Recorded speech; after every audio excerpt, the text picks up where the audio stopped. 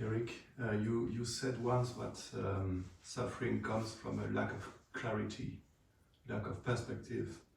Could we say that there is a suffering that is coming from the mind, that is mindly rooted, so it's useless one, and a suffering that is coming from the fulfilling of our true nature, but which is not fully actualized in our being? Could we say something like that? Well, we agree it is the same suffering, because you think you suffer from this situation,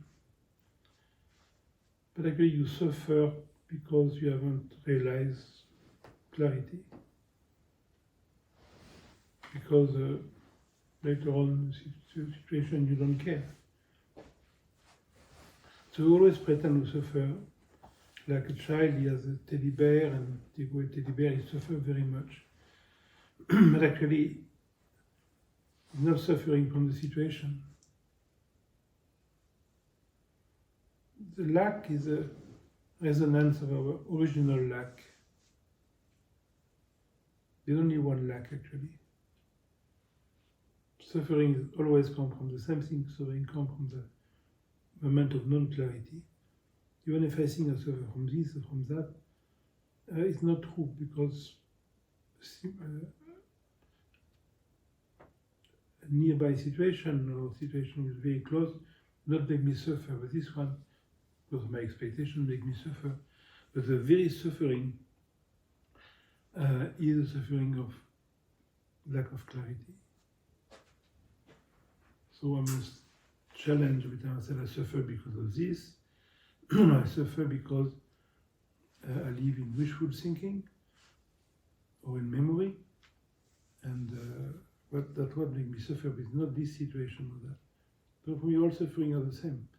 There's a sign, there is no clarity, and so it's a gift to see that, because the situation helped me to see that, because many times I think I'm clear, I'm relaxed, I'm open, and then situation happen, and you realize you're not. It's like we said, like the people who do yoga, this kind of thing, it's to do yoga and to read the text and to see the teaching is a training. Like in boxing, there's two things: training and then coming into the ring. Training is training, but training is not going to the ring. So yoga practice and reading the text and doing teaching is training, but going to the ring is real life. You can be very good at training and incapable of fighting on the ring. So that's why it's important not to accent too much yoga practice and studying and seeing gurus and receiving teaching. All that is training. All that may, at some point, it helps you to go to the ring, but at some point, if you accent it too much, it prevents you to go to the ring. You're so happy with the training that you say, oh, I don't need to go to the ring. I train so well. I'm so good now. So then the situation must destroy your training. Work come, financial problem, health problem, love problem, to force you to go into the ring.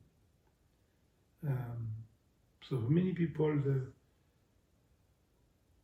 spiritual teaching and yoga practice and the text and so on can participate. It helps you be on the ring. But if you accent it too much, I'm so proud that I do this exercise and now it's that long and I will stay that long in the position, and I study the text, I can recite the text, and I go to see this guru, I go to see this guru, and why should I do anything else? It's avoiding going to the ring. No, what is important is when you have a relationship, you friends sleep with somebody else, and you're happy with your health, and you get a cancer, and to live in peaceful time, and then wartime, and that forces you to see when it's really free or not. If you only train, it's very easy to feel so good, so safe, and so strong. So suffering is real life. Suffering is going to the ring. Let's see if you're really so open to life. That's why it's very important. Sometimes you see people are so serious, they're so dedicated, but you realize the kind of fear of going to the ring. Because in the ring, memory goes. What you have learned was a tool to discover things in you, but on the ring is not the memory going to help you. It is living with the moment. So suffering is a help to force us to see, is this making me suffer? That means there are some limitation in myself I haven't seen, and so it's kind of grace. Grace is suffering. That's why if you go to see an Indian astrologer, if you have an astrological chart with only sextile and trigon, 60 line and 120 meters, so-called good aspect, for an astrologer you have a very stupid life.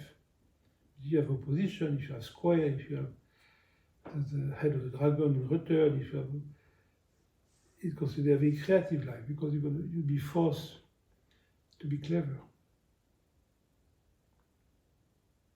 Here, of course, people see it in a different way, but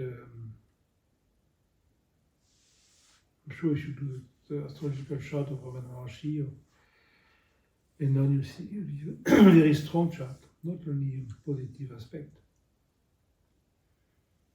but it's all the opposition which make people grow. People with easy life generally become stupid, remain stupid. Not everybody. Jacques Luzeron had a very easy early life, and that remain even with the difficulties. But generally, people who have some maturity have very difficult life from outside. No suffering is the sign of grace. There's only one suffering. Of course, you think it's this, that, but it's not that. Physical suffering is different, of course. If you bite, the crocodile bite your feet, the way the body reacts is organic way to survive. The nature of the body is created to survive. Anybody, you put his head on the water, or sometimes try to get out, but it's built like that. Like you have sickness, all your cells are destroying the the poison coming from outside. We are built like that. So it's not a reaction, it is functionality. So anything you suffer from, discard the cause, because it's not true, and feel the suffering. Like when you were 5 years old, your parents said, "Oh, you're wrong, you're stupid." It was so make you suffer so much. Now your parents said, "You don't care." So it was not that; it was a fantasy that you needed to be supported by your parents or whatever. What make you suffer? So it was a fantasy. It's not actually a situation. Situations are neutral.